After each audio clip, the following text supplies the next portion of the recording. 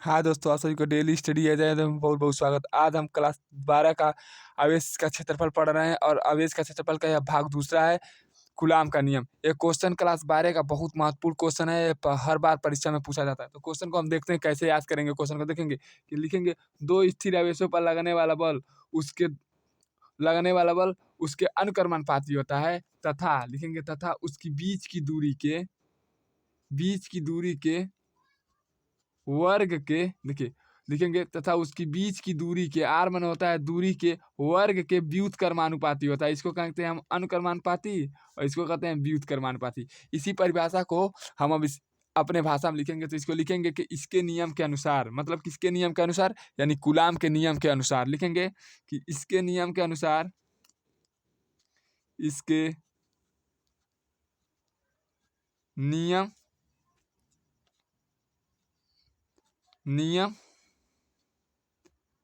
के अनुसार देखिए सेम टू सेम वही बात लिखेंगे कि दो स्थिर आवेशों पर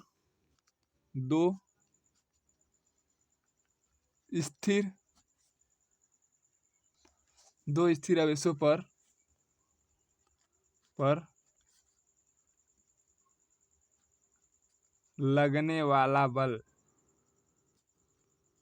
बल उसके देखिए यहाँ पर होता है गुणनफल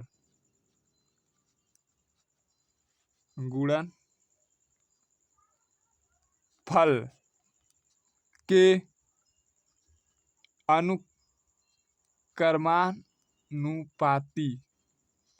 अनुक्रमानुपाती होता है तथा उसके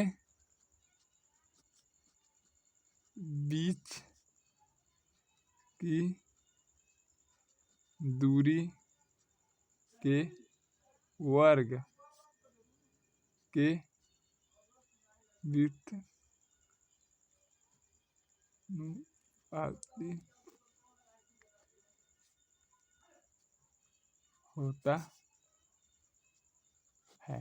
देखिए क्या नाम पर देखिए कि दो स्थिर आवेशों पर लगने वाला बल उसके आवेश के गुणनफल के अनुक्रमानुपाती होता है तथा उसके बीच की दूरी के व्युत्क्रमानुपाती होता है। इसे क्या कहते हैं हम? कूलाम का नियम कहते हैं। ठीक है, कूलाम का नियम देखिए होता है, कूलाम का नियम यही ना है, हम जो परिभाषा लिखे यही है। यहाँ पर इसका निगमन देख लिखे जाता है F बराबर अनुक्रमानुपाती Q1 Q0। ठीक है, तथा उसकी बीच की दूरी के क्या होता है? व्युत्क्रमानुपाती है 1/r। इसको समीकरण 1 मानेंगे और इसको समीकरण 2 मानेंगे। ठीक है, अब यहाँ लिखेंगे समीकरण 1 तथा समीकरण 2 से समीकरण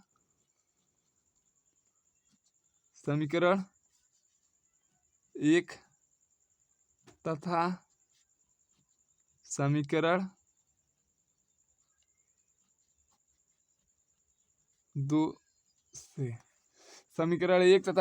2 से देखिए समीकरण 1 में क्या है? F तो यहाँ पर हो जाएगा F, चिन्ह यहाँ पर हो जाएगा चिन्ह। देखिए Q1 है Q0 बट्टा एक R स्क्वायर है तो यहाँ कहेंगे R स्क्वायर तथा समीकरण 2 से। ठीक, अब देखिए इस चिन्ह को हटाएंगे और एक नियतांक मानेंगे। इस चिन्ह को हटाएंगे तो क्या हो जाएगा? F बराबर, इसको नियतांक मानेंगे, हम मान लेंगे नियतांक, इस चिन्ह के जगह पर हम K मान लेंगे। K एक नियतांक है, Q1 Q0 बट्टा R स्क्वायर हम मानेंगे। K एक नियतांक है। ठीक है, K एक नियतांक हम मान लिए। अब देखिए K का मान हम रखेंगे 1/4 लिखेंगे। K का मान हम रखेंगे 1/4 पाई एप्सिलॉन 0। यहाँ पर हम K का क्या करेंगे? यहाँ पर मान रखेंगे। ठीक है, K का मान जहाँ K है वहाँ पर हम रखेंगे 1/4 पाई एप्सिलॉन 0। तो हो जाएगा KF बराबर 1/4 पाई एप्सिलॉन 0 Q1 Q0 बट्टा R स्क्वायर। यही क्या हो गया? कूलाम का नियम।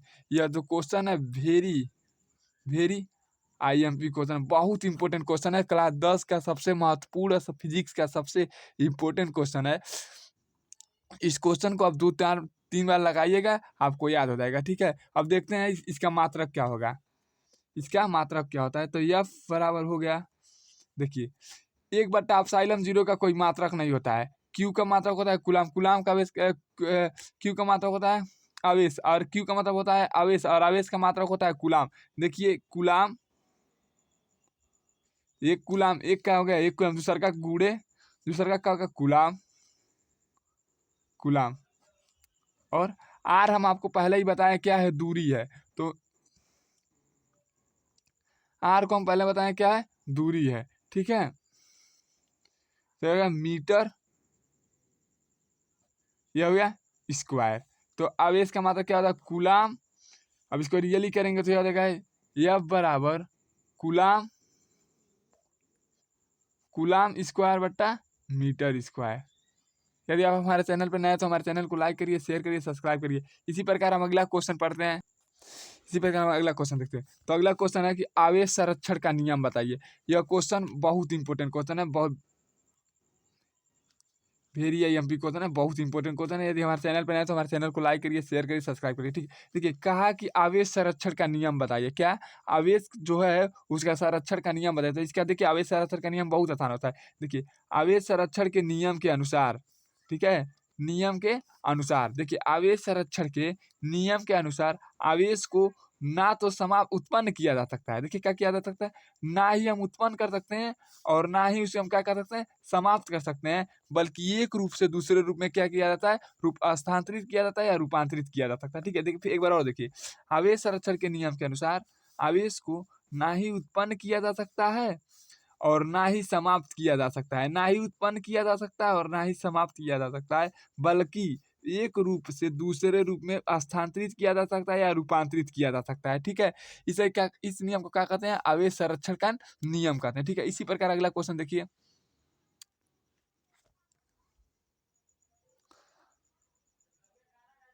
देखिए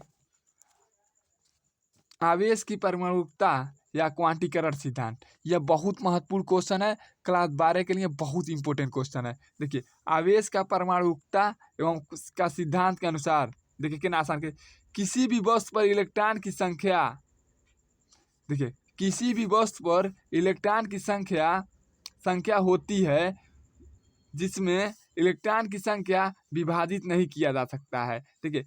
क्वांटीकरण का सिद्धांत उल्लेख कहिएगा, किसी भी वस्तु पर इलेक्ट्रॉन की संख्या सम होती है, छोटी छोटी होती है, सॉरी आपको बोलते हैं क्योंकि देखिए यहाँ पूर्ण भूल गए थे, ठीक है। तो किसी भी वस्तु पर इलेक्ट्रॉन की संख्या पूर्ण होती है, क्या कहा है कि पूर्ण होती है, किसी भी वस्तु पर इलेक्ट्रॉन की संख्या क्या होती है, पूर्ण होती है। इसे हम इलेक्ट्रॉन संख्या को विभाजित नहीं किया जा सकता है, इसे क्या कहेंगे, परमाणु का आवेश का परमाणुकता या क्वांटीकरण सिद्धांत कहते हैं, ठीक है। सॉरी इसके लिए क्योंकि हमने पूर्ण छोड़ दिया था, ठीक है। तो एक बार और देखिए, किसी भी वस्तु पर क्या कहेंगे, किसी भी वस्तु पर इलेक्ट्रॉन की संख्या पूर्ण होती है, क्या होती है, पूर्ण होती है, यानी पूरे रूप से भरा रहता है, इसे हम विभाजित नहीं किया जा सकता, इसे क्या कहते हैं, क्वांटीकरण का सिद्धांत कहते हैं, ठीक है। यही क्वांटीकरण ने बताया हमें, ठीक है। अगला क्वेश्चन देखते हैं, वैद्युत क्षेत्र किसे कहते हैं।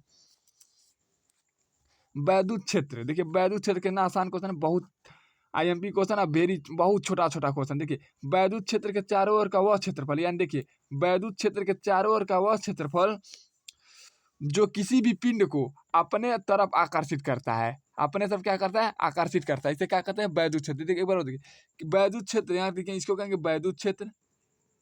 वैद्युत क्षेत्र के चारों ओर का वह क्षेत्रफल जो किसी भी पिंड को अपने तरफ, यानी अपने तरफ क्या करेंगे, सभी आकर्षित करते हैं, तब उसे क्या कहते हैं, वैद्युत क्षेत्र कहते हैं, ठीक है। अब अगला क्वेश्चन देखते हैं हम, अगला क्वेश्चन देखते हैं हम,